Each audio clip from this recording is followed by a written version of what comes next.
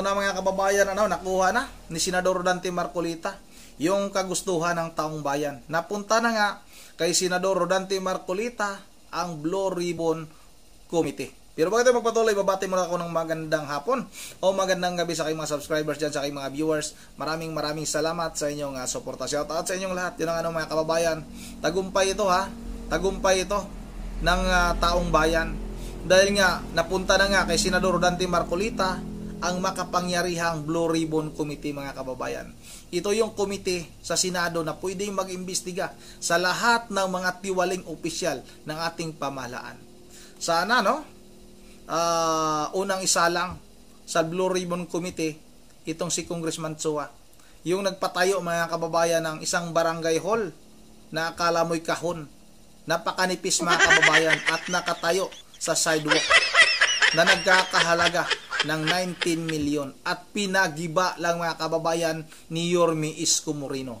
Saan napunta ang 19 million? Di naman tayo maniniwala na umabot ng 19 million yung ganong kanipis na isang barangay hall. At itong mga kababayan, itong pangalawa, itong flood control.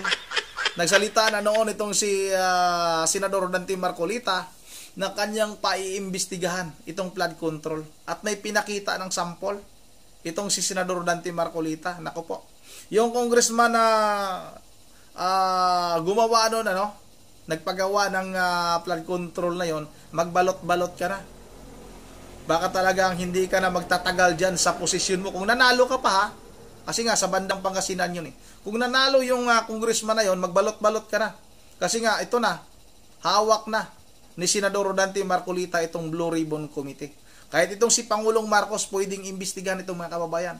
Kasi nga siya yung nagyabang noon na meron ng 5,500 flood control sa buong bansa. Buong bansa pa talaga yung pinagyabang niya. At pinunduhan ng nasa halos kalahating trilyon, mga kababayan. Ako po, trilyon. Grabe itong mga tao na ito. Tapos tawag nito, mga kababayan, dinadaan pa tayo sa pambubudol sa kakatapos lang nasunan nitong si Marcos, mga kababayan. Sinabi niya, iimbestigahan natin itong flood control na ito, kailangan may managot, isumite lahat ng record mula sa DPWH, kailangan isumite ninyo sa akin itong flood control na ito dahil mayroong kumuha ng kickback, mayroong mga ganito bla bla bla bla. Ang ina, palakpakan yung mga congressman, mga kababayan, tatayuan mga inayupak. Pinagluloko nila ang taong bayan. Sila lang naman. Sila yung gumawa ng mga proyekto na yan. Tatayuan pa mga inayupak. Sila naman yung may kagagawan. Sila naman yung mga kurakot. Pinagluloko nga nila yung taong bayan, mga kababayan. O ito na, wag na natin ito patagalin. Sabay-sabay na natin itong panoorin. Mukhang may makakatuwang ang Pangulo, Nason. Para sa pag-audit nito mga maimbestigahan itong mga proyektong ito. Sino? Sapagkat ngayong kalalabas lamang po ang balita mula sa Senado, mainit-init pa, umuusok-usok. Ba? Senador Rodante Marcolita, chairman ng Blue Ribbon Committee. Siya na itinalaga? Yes. Chairman ng Blue Ribbon Committee? Ayun oo nga. Blue Ribbon. Rodante Marcolita. Alam mo naman kung klaro, anong iniimbestigahan ng Blue Ribbon Committee. Ano ba? Mga anomalya, mga tongpats, mga, ano sabi ni Pangulong Bongbong? Irata, mga SOP, mga kickback, racket na mga proyekto sa loob mismo ng gobyerno. Naku po, importante yan. Kasi ang iniimbestigahan nito, mga opisyalis ng pamahalaan. Kasi Jen, kung hindi nga matitigil yan, wala akong mangyayari sa Pilipinas. Yan. Palaki ng palaki ang utang natin. Hanggat nandyan si Romualdez, mga kababayan, sa Kongreso, pag si Romualdez pa rin yung speaker dyan, talagang walang mangyayari. Puro corruption talaga yan. Noon pa binunyag na ni Vice President Sara Duterte na itong si Romualdez talagang parang sila ang nagko-control, mga kababayan, ng budget ng buong bansa natin, mga kababayan. Hawak ni Romualdez. Di ba, kung maalala ninyo, ang nagkontrol ng budget ng ating bansa, ay si Romualdez at itong si Saldico noon, mga kababayan. Sinabi na ito ni Vice President Sara Duterte noon. Pero paurong ng paurong ang ating kaunlaran, di ba? Dati tayo ay exporter ng nyug, exporter ng bigas. Yan. Ngayon tayo importer na. Wala na tayong ma-produce. Kasi yung mga para dyan dapat, para paunlarin ang agrikultura at iba pa, napunta ko sa mga project na hindi naman napapakinabangan. Kasi alam mo, so ang laki ng papel nitong Blue Ribbon. Kasi itong mga nakalipas na mga administrasyon, lalo ng Pangulong Digong, ito kasi yung Blue Ribbon nagamit sa politika eh. Di ba? Naalala mo, Dick Gordon. Yes! Na-politicize yung Blue Ribbon Committee na yan eh. At aminin mo o hindi, ni Senator Dick Gordon, yun na naging daan para natalo siya sa nakalipas na halalan.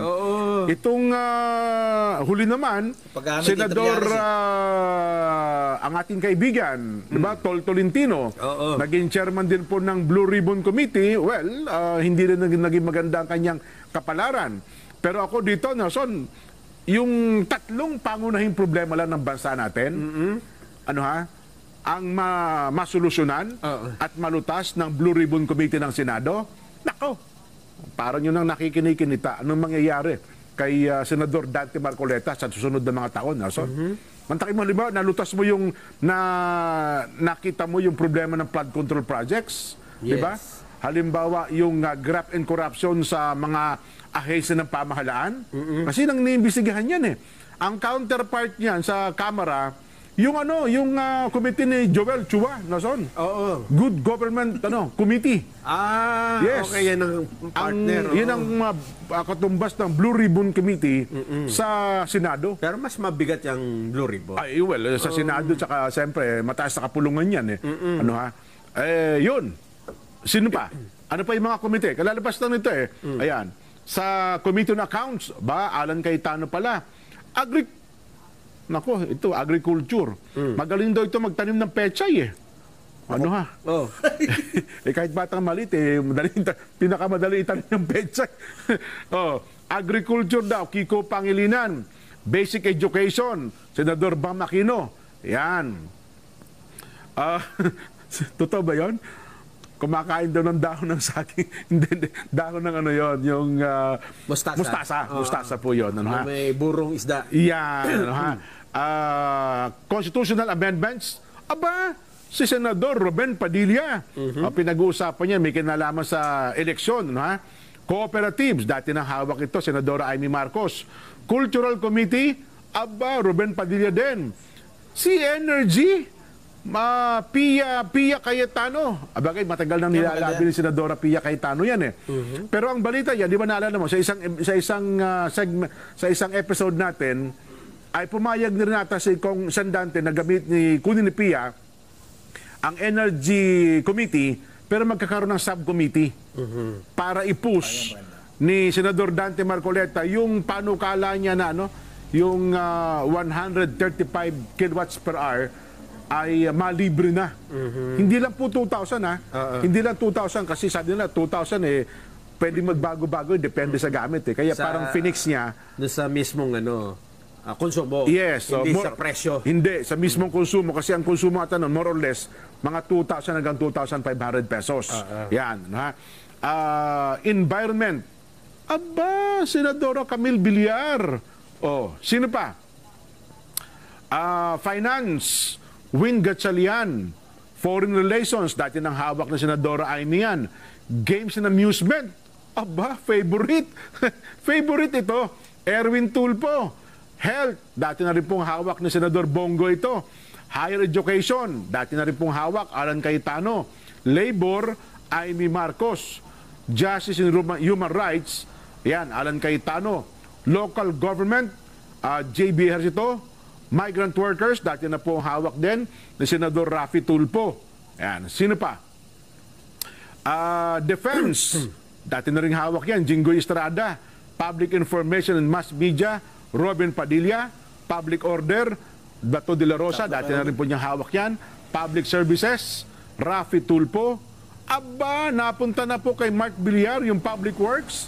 Dati kay ano yan Senador Bong Revilla. Bagay, dati naman siyang DPW Secretary. Ano At sana ay makatulong din siya doon sa gusto ng Pangulong Bongbong Yun hong Social Justice and Welfare, Erwin Tulfo, Sports, Bongo, dati na rin po niyang hawak yan. Sustainable Development Goals, Pia Cayetano. Tourism, JB Ejercito. Ayan, sino pa? Trade and Commerce, pangalawang committee po yan ni Senador Dante Marcoleta. Science Technology, Alan Cayetano. Ways and Means, Pia Cayetano. Youth, Bongo. Walang wala talaga ibinigay na komite yung nasa miyembro ng minority group. Wala. Ayun ang mga kababayan, walang nakuha yung minority mga kababayan. Yung 5 bumuto kay pabor kay Tito Soto. Sino-sino ba yung mga congressman? Congressman, senador na yun mga kababayan. Ito kasi yung ito yung nasa minority block mga kababayan, si Senador Tito Soto, Senador Risa Hontiveros, itong si Subiri pala. Nako po, hindi pala pumabor ito kay hindi pumabor ito kay tawag nito kay Chis Escudero mga kababayan. Sa bagay, dating katunggali ito ni Chis Escudero. Ito yung pinalitan noon ni Escudero mga kababayan bilang Senate President. Senador Loren Legarda, Senador Ping Lacson. Nako po, ito naman yung nasa mga kababayan, ito naman yung nasa majority block. 18.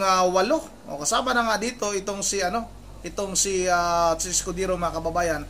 Yun yung pang 19. Kaya 19 versus 5. Yun ang napakagandang balita nito dahil nga nakuha ni Senador Rodante Marcolita yung inaasam-asam ng taong bayan, yung Blue Ribbon Committee na mapunta talaga kay Senador Rodante Marcolita. Grabe yung tiwala natin kay Senador Rodante Marcolita. Tumaasa tayo na magampanan ng tama yung tungkulin ni Senador Rodante Marcolita mga kababayan. Abangan natin itong mga tiwaling opisyal ng ating pamahalaan. Isa inaabangan natin itong si Congressman Chua.